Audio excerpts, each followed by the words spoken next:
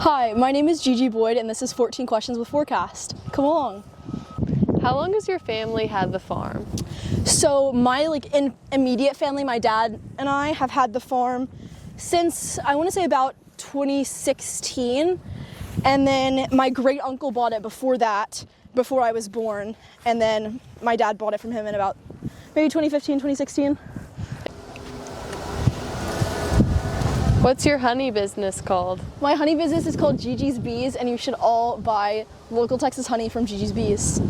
How many hives do you have on the farm? So I have about 15 or 20. So we have over here, we have 3 hives and then a model hive that I set up for Sarah so I could show her what goes on inside a hive.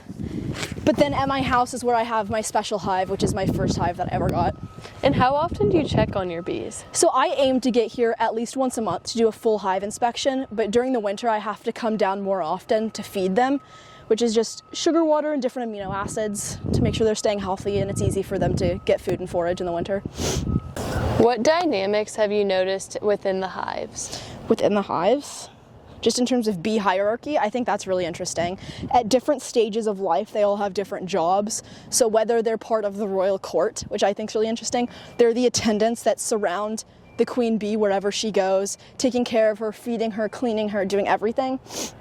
Or they literally have security. So on the inside of these doors, you would have bees, like literally guarding it, being their security, being bouncers essentially.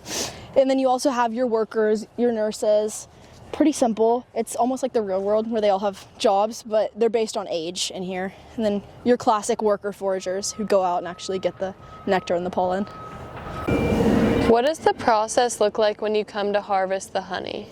Well, I'm glad I have my handy dandy tool here. So if it's a frame like this, which if you can see, it's 3D printed out, so they don't have to build every frame themselves.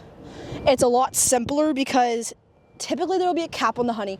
So all I have to do is take a hot knife and scrape it off, and then you stick it in the extractor, it spins, you have your honey. But something like this is a lot more difficult, where the insides of the frames look like this, because they have to build it out to make it deep enough to store the honey or the brood or whatever it is they're doing.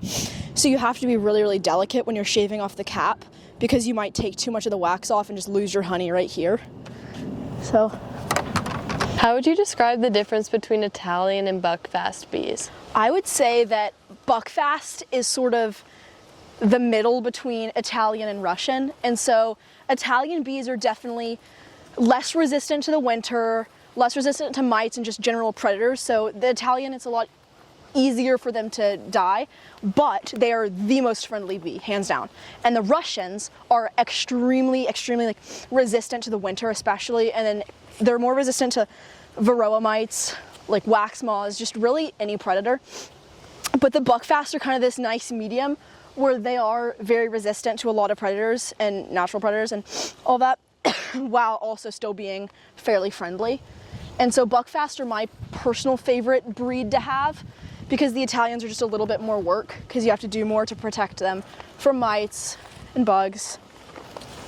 How many bottles of honey do you harvest each summer? So I harvest about 1,000, so it's just under, because now that we have 15 or 20 hives or so that have multiple honey supers, we just get a lot more honey. So we get a lot. What's your favorite memory on the farm? Ooh, that's hard. My favorite memory? Oh, a really cool one was we had a master naturalist come out to our farm, and he took us all over. It was before we had it high fence, before we had deer, before we had bees, and he kind of took us around and he explained to me what all the different plants do, which ones are invasive, which ones are natural. And he showed me this little clover that it tasted really citrusy, and that was when I was maybe 6 or 7 years old, and I thought it was really cool that I was able to eat things that came from the earth. What single word would you use to describe beekeeping? One single word? For me or in general? For you. For me? I guess, that's really hard. Maybe passion, because it's sort of my passion project. Sorry, we have Thanksgiving scraps, and so we always save our table scraps to feed to the fish, because it's just better than throwing them away. And that way our fish get an extra snack on top of their regular food. And they'll really like it. Hopefully you'll see some action soon. And what's your favorite food combination with the honey you harvest? Ooh, probably either I put it in my coffee, but then also on top of apples. It's really, really good. That one, look, it's getting eaten. It's nibbling. I think that was too small a fish. See? They're really close to us. Those are little sunfish that are eating on it. I wonder if he'll stop to eat.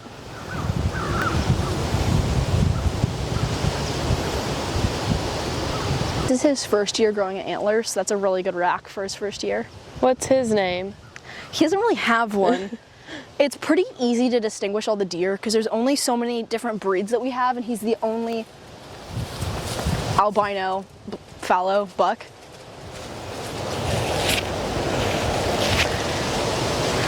It's cold because it was frozen. How long have you had deer on the farm, and what's your favorite thing about having them here? We've had deer just as long as we've had the bees, because we high fenced it and put deer on it the same time that we got bees, I think, because, oh, well, he's scared now. He'll come back once he smells it. He hasn't had watermelon in a while because it's winter, but we've probably had the deer also since about 2018. Here, you see him coming. I feel like he's less scared if I throw him real high. Oh, that was not high. Didn't work. He'll come back. Maybe not. Camera. What is the biggest lesson you've learned from beekeeping? Ooh, probably just consistency, because if I don't come out here, they will die, and so it's really important to actually come out here, do my monthly hive inspections, because it's so easy to maintain them. Once they're established, like after their first year mark, it's pretty easy to maintain them. If you're out here, you're coming out once a month and you're just checking on them, because if you catch them in the early stages of having mites or having moths, it's pretty easy to rectify. But if it's been 4 months and they've had them, you're not going to be able to get rid of them, and you've just lost a hive. So consistency is very important.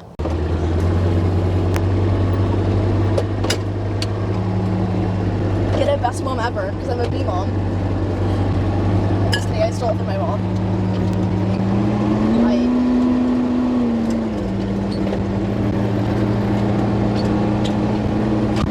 Thanks for watching, I hope you enjoyed.